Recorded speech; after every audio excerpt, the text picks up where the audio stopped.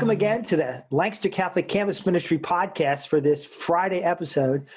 So today we have another awesome episode.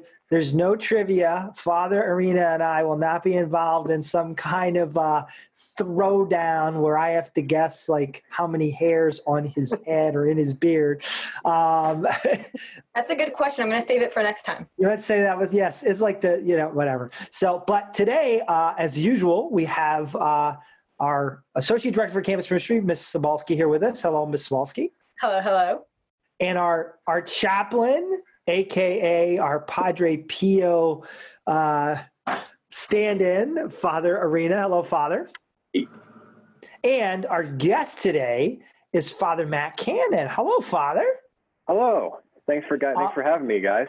Yeah, Father is one of our newly ordained priests who also happens to be a Lancaster Catholic grad. He is an alum of the school. So we welcome him back digitally to our Catholic high community. So Father, hey, just so in case there's people who don't know you, and there may be some folks, give us a little quick rundown on Father Matt. Like, when did you graduate? You know, a little bit about yourself and where you're at right now.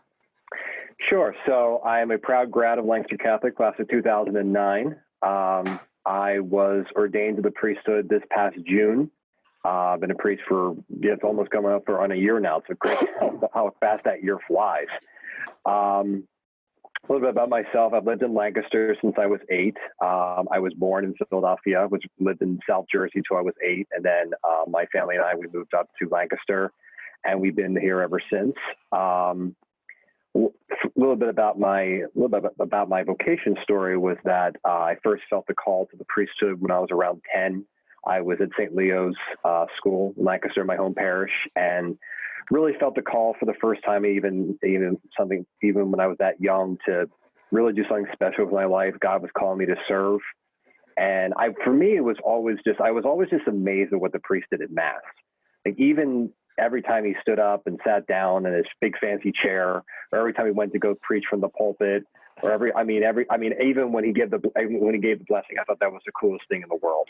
So like, I remember like I was like maybe 8 or 9, and I'm at the end of Mass, I'm giving the blessing to my classmates who are sitting in me in the pews. And I just thought the priest was awesome. And I grew up with Father Bill Sullivan. He was my childhood pastor, and I just remember the stories he would tell in his homilies, and he was just very personable and always very approachable. And just, he was just a great person to learn from, and just for him to provide that witness. He's just a really humble, very kind man, and, God bless him. And, Father Hahn, who was my pastor in seminary, was always kind to me over the years I was in seminary as well. So I thank God for his holiness and his witness as well.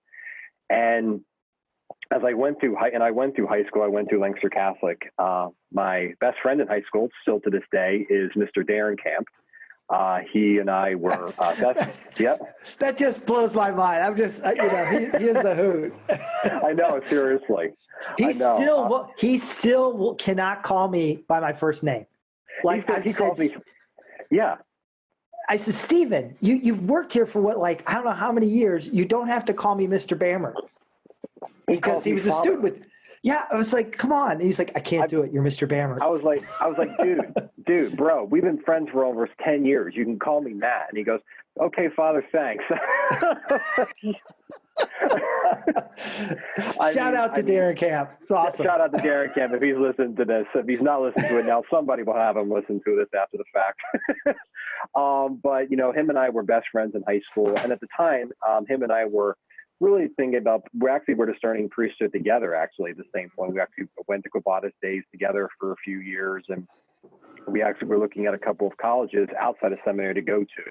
We both went to the Mount, the university side, Franciscan. He ended up going to Franciscan. I looked at Franciscan as well. Amazing school as well. But really, he was really the first person in my life, other than my family, that I had somebody my own age that was able to talk about what I was feeling about the priesthood, and just, my faith journey, and just, all the emotions you go through in high school, obviously, and, really finding your identity and finding out who you are, who you want to be. And, I thank God for him, and thank God for his friendship that, and his witness he's given to me over this past decade. I actually got to baptize his son, little Teddy. Cool. I got to baptize Teddy back in October, which was awesome. So I can't wait. I can't wait. I know. She's like swooning. I know. So I can't wait to see them when this is all over. I can't wait to just pick Teddy up and just see him. Just can't wait to pick him up, to give him a big hug when this is all over. I miss that little guy. So Teddy has been, the whole family has just been awesome. From his parents down to Laura, to Andrew and their 4 girls. And they've been awesome. So I just thank God for the friendship that I had with him, but also just the witness and the blessing that the Darren Camps are as a whole in my life. So it's been awesome in that way. And then as I went to the end of high school I really was at a crossroads at that point, because I had decided whether to enter into I had one side I was going to enter into St. Charles. That was one of the options. I talked to Follow the Boy, who was a vocation director at the time, and him and I had talked about going, starting seminary right out of high school. And on the other side, I also had going to St. Vincent up in Latrobe, up near Pittsburgh. I was going to major in education, secondary education, and so I really wasn't sure. But as I went through my senior year at Catholic, I just wasn't ready personally. I wasn't ready because I think I felt like I really need like the college experience and just really to kind of see what kind of like, what college is like, and just, kind of see if I would enjoy it or, whatever else. So I went to St. Vincent. I went to St. Vincent up near Latrobe for a year, and it was great. The college up there, if any of you guys have seen the campus or been to the campus, it's a beautiful campus. It's a beautiful area. They're known for Arnie Palmer, Rolling Rock beer, and Mr. Rogers. That's Latrobe. That's their claim. That's the 3 claims to fame in Latrobe, Pennsylvania. And it was awesome because when I was in college that time, we at St. Vincent in the freshman dorms, they have pods, and the pods were like you had 1A, 1B, 2A, 2B, and you kind of lived in your little. It was like a little community. You had like 10 to 12 dorm rooms, and you had an RA at the end who was a junior or senior at the college, and it was awesome because there was always a group of us. There was always a 9 p.m. mass on Sunday on the campus and in the campus chapel, and a group of us would always go to 9 p.m. mass. We always go to 9 p.m. mass, and then we always go get some late night comfort food over in the after hours cafe. So as we were done that became our tradition every Sunday. So I just really at the end of that, long story short, it was kind of just like all that year. I was really happy, but I just was never fulfilled. I always felt like something was missing. Like I really enjoyed my time there, and I really met some awesome people, but it just wasn't what I was feeling. Like I just always felt like there was something missing. And so it really was when I really sat down and I really talked to the campus minister there at the time and just really thought about it and really took it to prayer, which is where I knew that the priesthood of seminary, where God was calling me to be at that time. So year after I was that year, 2010, after I was done my first year of college, I entered into St. Charles. And then 9 years later, here I am. So Father Arena, were you at seminary with Father Matt? Yeah, we were at St. Charles together for a little bit. Okay. Yep. Okay. So now we need a Father Matt story. Oh boy. Okay. No. I want to hear from Father Arena. So you have a Father Matt. He's looking up with a smile, his Frina smile on his face there. You didn't give me enough time to think. This needs to be planned out. Okay, we'll give Father a second to think. So tell us a quick story from seminary. Maybe there's a Father Arena story you have. I have one in mind. So I have just the story. So we were at as part of our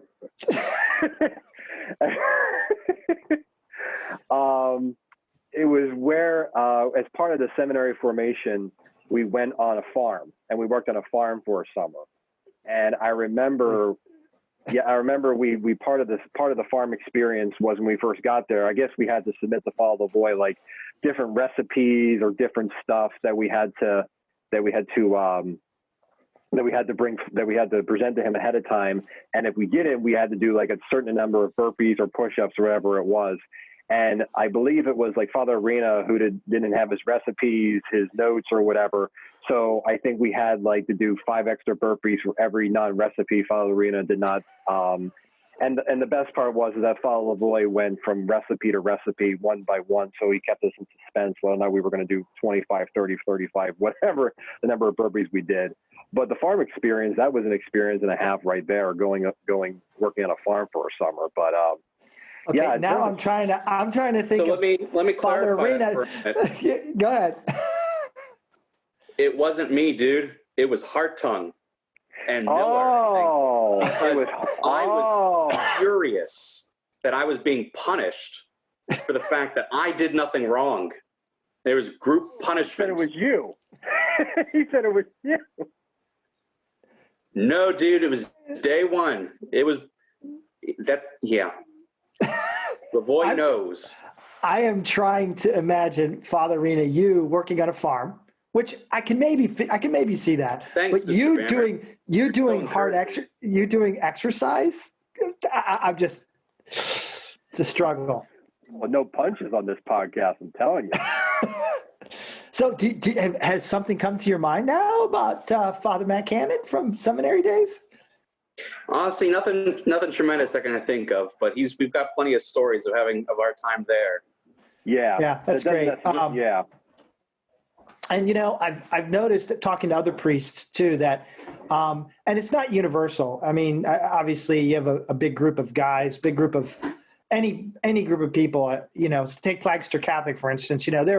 There are pods of people who kind of get along more than others, but it is kind of cool to see, to some extent, the fraternity that develops among priests who are at seminary together. And I'm sure it's similar to college. We were talking about that, Noel, at our 4th day retreat the other day, just the sort of the family that develops there. And that's that can be, I think, a great blessing for you guys. So, Father, do you have any questions for your counterpart here from the standpoint of a fellow clergy member?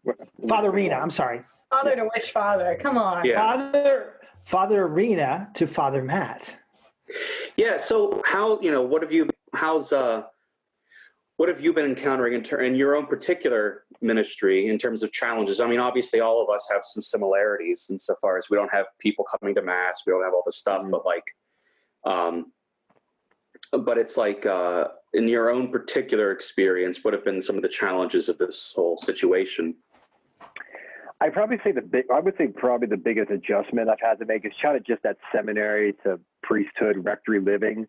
Because when you were saying, it really is true where when you're in seminary, you're living with about 150, 160 guys 9 months out of the year, and you're living with one another just in dorm rooms, and you really get to know one another throughout the whole experience. And you do become brothers through, all the ups and downs. You do become brothers. And side note on that, you really don't know, you really understand, when you guys, when I left St. Charles, or when I have friends of mine who left St. Charles, who discerned out of seminary, it's really when you leave, when you really realize, what that brotherhood actually was.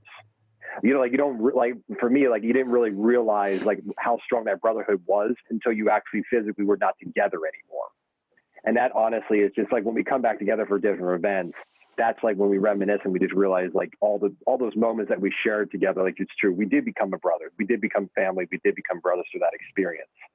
And probably for me, I'm living with Father Quinlan, and he's been an awesome pastor to me. He's been just an awesome witness to me in this first year of priesthood. I couldn't have asked for a better first pastor. Probably the big adjustment for me is not just seeing those guys every day, not going through that community living. So you're not seeing, not willing to hang out with your friends or hang out with your brothers anytime you want it. That's probably been the biggest adjustment for me. But at the same time I say that, it's also awesome just to go back to, I went back to the Mount a couple months ago and took a few of the Mount guys out for dinner, and just, kind of just seeing from their perspective now, just kind of seeing from both sides now, it's good for me to tell them there is a light at the end of the tunnel. There is a light at the end of the tunnel outside this seminary, but it also gives me encouragement knowing that, these are my brothers, the brothers who are preparing for the priesthood. And I'm just really excited for them to enter into the priesthood that myself and Father Arena have shared together, just being excited for them now, now experiencing the joy of the priesthood. I want that joy for them.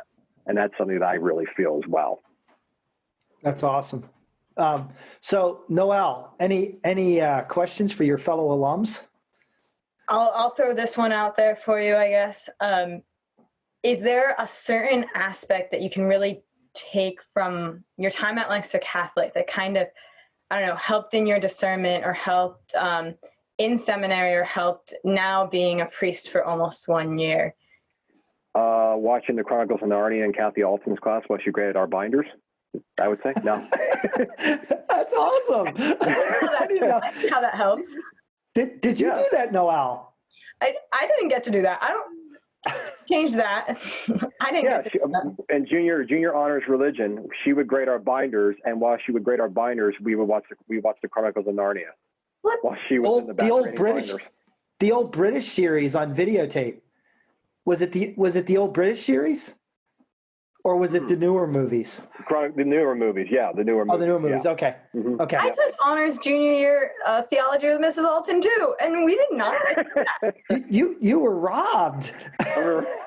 He's going to be getting a text after this podcast. Let me say that much. She's probably watching. She's going to be watching, so you can berate her. That's awesome. So, Father Matt, kind of picking up on that note, do you have any interesting stories from back in the day when you were in high school? I mean, I clearly remember you, and both you and Stephen both were very involved in baseball, and you did announcing. And at one point, you had come to me for a microphone because you needed a microphone for calling the base. I don't know, it was calling the baseball games or whatever. But share with us, for fellow alums, do a little reminiscing on your days at Catholic High. It was definitely where, the time I spent at Lancaster Catholic was an awesome time. For me, the 4 years I spent at Lancaster Catholic really helped me to become the person I am today, the man I am today. It was definitely an adjustment for me because I'm a big sports guy, and I love playing sports. I love being able to go out and, just do any kind of sport. And it's like when you mentioned with the announcing, when that came out, that was just I remember where I went up to Coach Hoffman, and I guess they had put something out where they were having like open like tryouts or, for being the baseball announcer. So I was like, I love baseball. And it was like, I wasn't able to play, but Stephen encouraged me, Miss Jerringham encouraged me to go out for it. And I went out for it, and I just kind of did like 5-10 minutes of like practicing. And then I remember like a couple of days later, Coach Hoffman came up to me and said, "You're my announcer." And I said, "Oh, that's awesome. Thank you." And he goes, "Well, you're the only one who signed up to try, so you're it." So I was like, all right, sweet. So I was like, that's how I got the announcing job at Lancaster Catholic. But no, that was probably definitely one of the highlights of my time at Catholic, being able to be the baseball announcer. That was definitely awesome. And probably just I'm trying to think now. It's hard to put on the spot, trying to think back on those 4 years. But I guess just experiencing high school and just going through that time, and I think just I maybe don't have like a particular story I would think think of right now, but I would probably say just those 4 years like really helped me to become the person I am today. It really helped me to start to really find my identity and just really help me in that way. So I would just take a broad answer to that, but that's what I would say to that. Yeah, as a student, I clearly remember you being always very, very, very positive and upbeat, and I always found you very pleasant to have around. So it doesn't surprise me that you ended up on the same path that you're on. So it makes me wonder, though, Father Arena, now that I get my two fathers straight, Father Matt's talking about feeling called to the priesthood around 10. Like, how old were you when you kind of first kind of entertained the idea of a religious vocation? Probably 17. It wasn't until late in high school, but even then, it wasn't something I wanted to do. It's just I started thinking about it. I don't know that I really wanted to do it until after high school. Right. Yeah. Well, that's not uncommon for some. I know many priests have shared with me they loved their life as a priest, but they didn't really want it initially. It wasn't necessarily I want this. It was a little bit of a pushback. I think that's there's different people fall in different. I know who's a Father. What's his name? I'm drawing a blank here. But there's some guys who like, I knew when I was 3, you know, and you know, you were 10. 10's pretty young though, Father Matt. I mean, 10's pretty young. Yeah, I mean, 10 really wasn't just like full-fledged, you know, like God's calling me to the priesthood. It was right, just, okay. It was more of just like me calling, like I just really felt like God was calling me to do something special with my life, and I was something where, as I really thought about it, like I said, I was just always amazed at what the priest did at Mass, like that. It was just, I was just awestruck at what the priest did and what he said, and the movements he would just go around the altar and.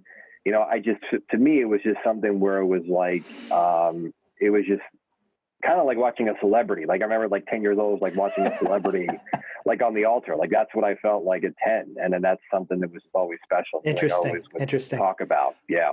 Interesting. And either of the other two, Noel or Father Arena, if you have another question, it's fine. But tell our audience, our viewers, like, what do you do in your free time? Like, I know Father Arena has some hobbies that are pretty unique and interesting, but some of the priests, I find their interest to be really fascinating. So what is your free time like when you have free time?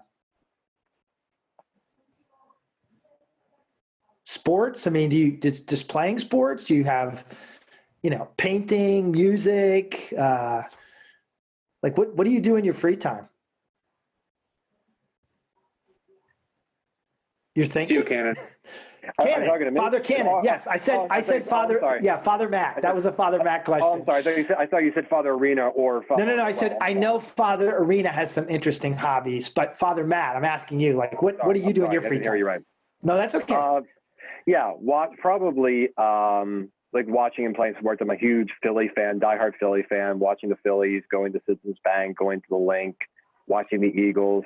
Like to exercise, like to go run. That's probably honestly one of the best parts for me during this time is that it's given me more free time to kind of explore some different like running trails and different nature areas around the Harrisburg area. And that's been, for me, one of the blessings, being able to have that time to go out and just explore and see different things. And yeah, I see you post a lot of pictures from different trails and hiking trails that you're on. On your Facebook feed, and it's always fun to see kind of where you're at. No, definitely, yep. And also to like listen to music, huge country music fan. Love listen to country music. Also too, just kind of just like if there's like a night where not much is going on or anything, if I'm just chilling out and just reading a book or just turning on a TV show and watching a couple episodes of a TV show. Blue Bloods is my favorite TV show, so really like watching that. And honestly, I can probably just encompass it just getting outside and doing something, whatever that may be, walking, running, reading outside, whatever it is, just getting outside and doing something. Yeah, that's great. That's great. Well, before we wrap up, Ms. Sobolski, do you have any additional questions for Father? Nope, not really. No? Father Matt? Okay. All right.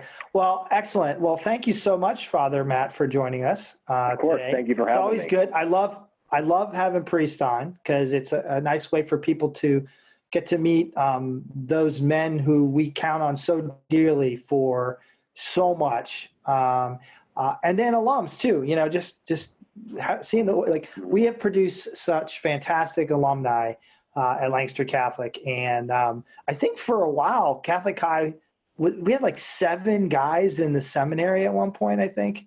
There was a whole pile of you. So I think that speaks volumes to kind of what's going on in Lancaster and at Lancaster Catholic. So as we always do, I'm going to turn to our chaplain for a little spiritual nugget for the show. Go ahead. Mr. Father Arena, I think it's also what you were saying. I think it's just also a testament to the faith formation that we receive at Lancaster Catholic.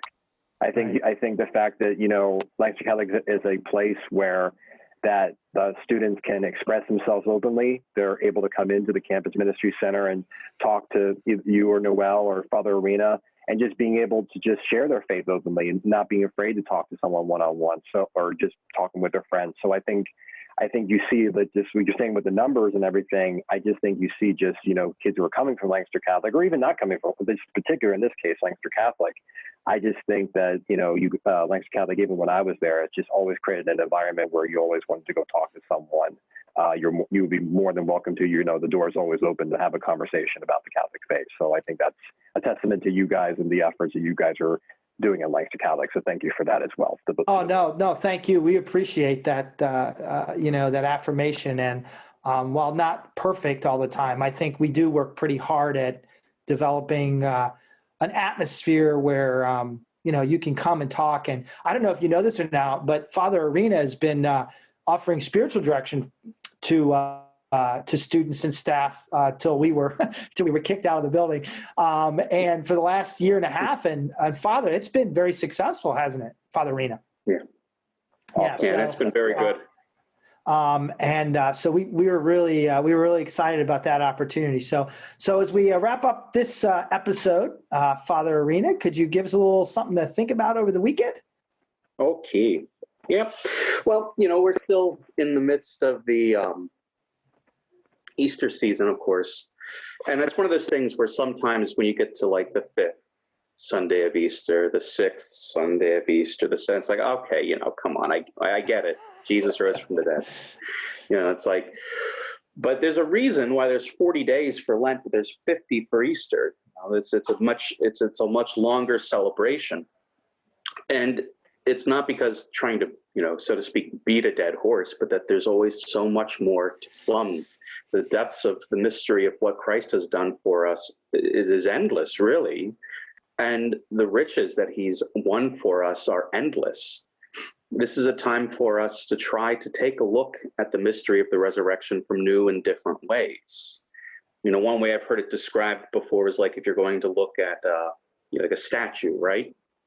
Like let's say in the statue of David, okay, in Florence, and you could look at it from one direction, from the straight on, and you could see a lot if you spend your time taking in the details, the way that the marble is cut and the way that the different designs are put in, and you could really come to appreciate it in certain lighting and posture and whatnot. And you could spend so much time with that. But then if you were to go and just walk 15 feet in a different direction around and look at it from that way, all of a sudden you can pick things out that are completely different from what you saw before. And the idea is that this is what we do with the Paschal mystery. It's not just that we're trying to hit the same point over and over and over again because we don't know what else to do for 7 weeks. It's that there's so many things to look at, so much to take in. For example, we talk, how on the second Sunday of Easter, there's that huge focus on mercy, where we talk about, like last Sunday, the Good Shepherd Sunday. Basically, how does this mystery affect my life, and how is it more than I realized it was before? Well, that same mindset is something that we can pull into our current situations. Well, obviously, having the coronavirus is not the same thing as having the Paschal mystery. It nevertheless is something that does demand our attention. And how is it, we could look at it one way and try to assess it, but how is God perhaps calling me to look at it from different perspectives, from different ways? What are the things that, if I actually take my time to study this from a different perspective, looking at it from the eyes of faith, what are things that I'm perhaps missing? If I only look at it from the angle of just, here's what I can't do, here's what might happen if, I get sick, here's all important things, but looking at it from the perspective of faith, trying to see it in different direction, go a long way to help us not only understand God better, but ourselves and the way we should be living our lives this time. So that taking that lesson of studying the Paschal mystery during the Easter season is a good lesson to learn about how to just study different things in our life. How are we approaching them?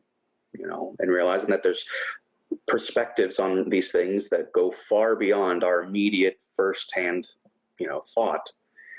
What is it, that God is trying to show me through this in a way that I was not expecting before? So. Awesome. Thank you so much.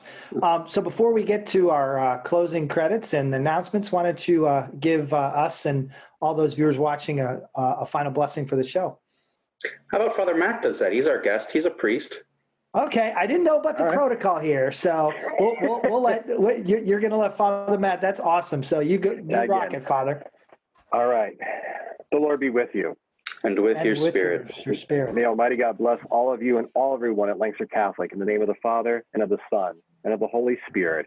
Amen. Amen. Awesome. All right. Well, thank you so much. Before we go, let us remind our audience, Ms. Sobalski, of our exciting episodes next week. Yes. So next week we have Amanda Martin, a 2016 grad, and Kurt Kessler, a 2014 grad, on the show. So make sure you stop by and see those. So Monday's Amanda, right? Correct. And Wednesday is Kurt. Correct. That's awesome. So I hope you take some time to join us for those shows. And until next week, we are going to sign off. But hey, happy Mother's Day. Mother's Day is coming up Sunday. So everybody take care of your mamas and pray for them. And continue to pray for Lancaster Catholic, all the families, all the students and the teachers, and in our country as well during this difficult time. Please know that we are praying for you.